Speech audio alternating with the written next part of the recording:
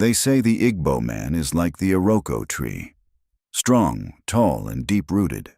But even the Iroko can be split by a lightning bolt it did not see coming. In 1967, that lightning was called war. The red earth of Igboland has always been fertile, soaked in the sweat of farmers and the songs of traders. But in those days, the soil began to drink something else. It drank the blood of its sons and the tears of its daughters. In a small village in Umuahia, the morning sun used to be a signal for life. It was the time for the hoe to meet the ground and for the market women to start their long walk to the square. But Nnachetam, a young teacher with eyes full of dreams, stood in his compound with a heavy heart. He was packing a small bag, not with books or chalk, but with the few belongings a man takes when he goes to face death. His wife, Adaugo, held their infant son close to her chest. Her eyes were wide with a fear that had no name yet. She asked him if he truly had to go, whispering that the soldiers were already at the border. Nnachetam looked at his ancestral land and told her that if he did not go, there would be no soil left to protect. They had been pushed into a corner, and Ojukwu had called for them to stand. For Nnachetam, the choice was simple: stand now, or be a tribe of slaves forever. Nnachetam went to the front lines. He saw the world turn from the vibrant green of the palms to the scorched black of the trenches. He watched the Ogbunigwe mines explode, shaking the earth like the anger of the gods. But the bombs were not the worst of it. The worst was the silence of the hunger. He watched his friends, men who could out-wrestle giants, waste away until their skin hung off their bones like tattered cloth. He saw children with bellies swollen not with food, but with the emptiness of starvation. In those trenches, amidst the smoke and the starving cries, the seed of an unending bitterness was planted. It was a bitterness born of the feeling that the world had turned its back on them. When the war finally ended in 1970, the radio carried the famous words, "No victor, no vanquished."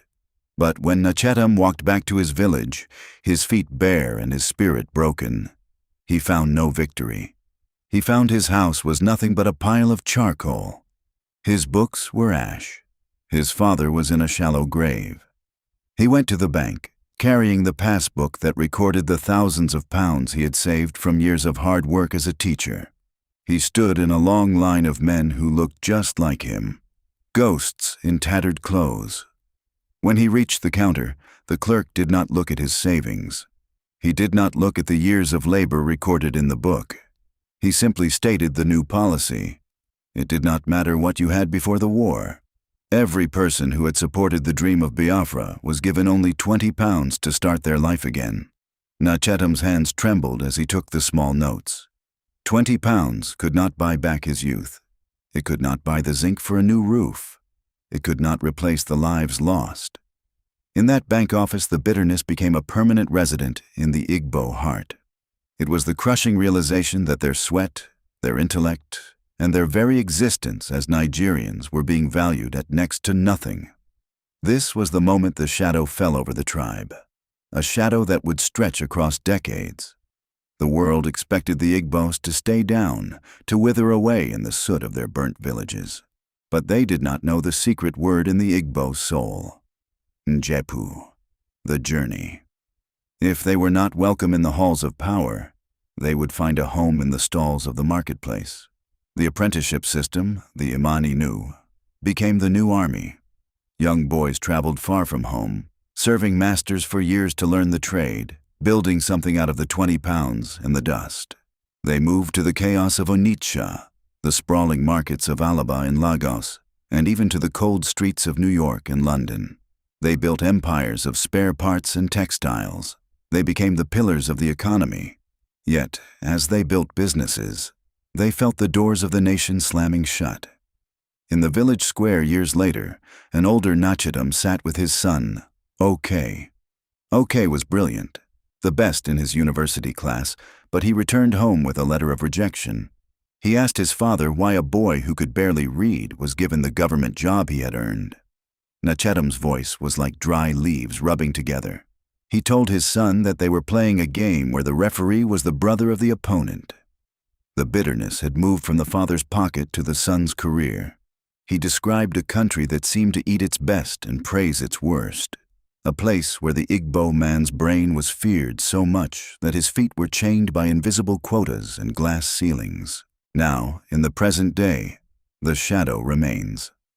In a modern house in Lagos, Chidi, the grandson of Nnachetam, looks at his phone. He sees the news of protests and the cries for a new dream.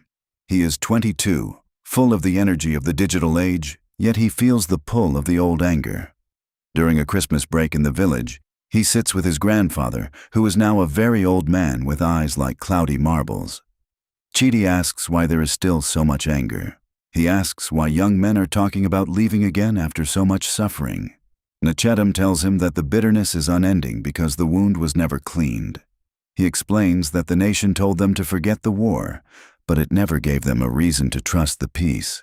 He describes the Igbo experience as being like a man invited to a great feast, but told he must eat his portion on the dirty floor while others sit at the table. Chidi points out their success: the hotels, the shops, the transport lines that stretch across West Africa. But the old man shakes his head. He tells his grandson that success without a voice is just a gilded cage. You can have all the money in the world, but if you are still treated like a stranger in your own home, the bitterness will never die. The weight of this history is heavy, but the story of the Igbo tribe is not just a story of a shadow. It is the story of the most incredible comeback in human history. To break the cycle of unending bitterness, the path must be cleared with truth. There must be a day of reconciliation where the nation looks the Igbo man in the eye and acknowledges the scars of 1967. Healing cannot happen in a house built on silence and lies. There must be inclusion. A bird cannot fly with one wing broken, and Nigeria cannot reach the stars while its most industrious people feel like outsiders. The bitterness must be converted. It must not be a desire to tear down, but a mandate to build a system where merit is the only king. Forgiveness is the hardest word, but it is the only one that can wash away the poison. The Igbo man must find a way to honor his history without being a prisoner to it. Nnachetam and Chidi walk through the village farm as the sun sets, casting a golden light on the palm fronds. The old man tells the boy not to let the bitterness rot his heart. Instead, he should use it as the charcoal to start his own fire. He must build and succeed until the world has no choice but to listen to his word. The bitterness is deep and historical, but the spirit of the Iroko is stronger. From 20 pounds to the pillars of the earth, the journey continues. To heal the nation, the heart must first be mended.